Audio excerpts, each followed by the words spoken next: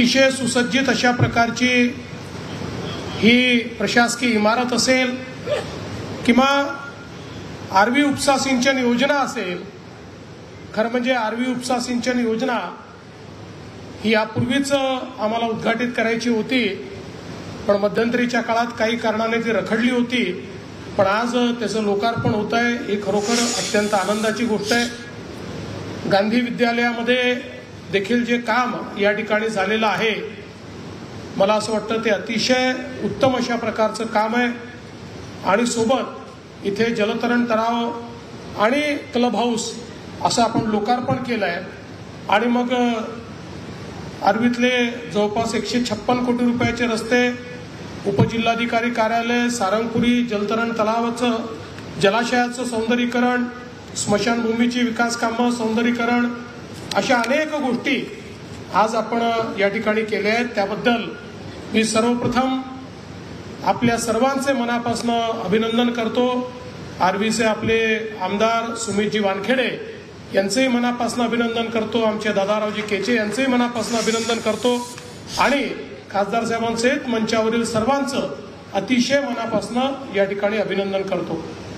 खरं म्हणजे या निमित्ताने माझ्यासमोर एक पेच प्रसंग निर्माण झाला आहे, कारण सुमित भाऊंनी, दादारावांनी, खासदार साहेबांनी शेवटी तला जोडून मंत्री महोदयांनी इतक्या मागण्या केलेल्या आहेत की आता या सगळ्या मागण्या जर मान्य करायच्या तर बाकी आमदार म्हणतील सगळं तुम्ही इथेच देता का, आणि नाही केल्या तर सुमित भाऊंनी इतकी शेरोशायरी केलेली आहे की माझ्या भाषणानंतर ते म्हणतील वो आए मेरी मजार पर मिट्टी झाड़कर बैठ गए, वो आए मेरी मजार पर मिट्टी झाड़कर बैठ गए और दिए में जो तेल था सर को लगा के चले गए।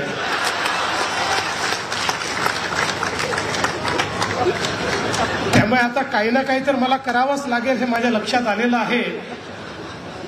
आणि हे लोक एवढे हुशार आहेत, यांना माहिती आहे आधीच तोफ मागायची म्हणजे बंदूक तरी मिळतेच। पण ही खरोखर आनंदाची गोष्ट आहे की सातत्याने वेगवेगळ्या विकास कामांच्या माध्यमातून जनतेची सेवा करण्याचं काम या ठिकाणी होत आहे। आणि मी सुमितचं विशेषतः अभिनंदन करेन की पहिल्यांदाच निवडून आल्यानंतर सातत्याने आपल्या मतदारसंघामध्ये विकासाची कामं झाली पाहिजे याकरताची जी त्यांची तळमळ आहे ती अत्यंत महत्त्वाची आहे। आणि म्हणून त्यांनी इथे येण्यापूर्वी म्हणजे मागणी इथे करायची त्याच्या आधी सर्व कागदी कारवाई पूर्ण करून ठेवली आहे। आता मला भीती एवढीच आहे की पुढच्या वेळेस माझी सही पण ते करून टाकतील आणि त्याला मान्यता घेतील, असं करू नका।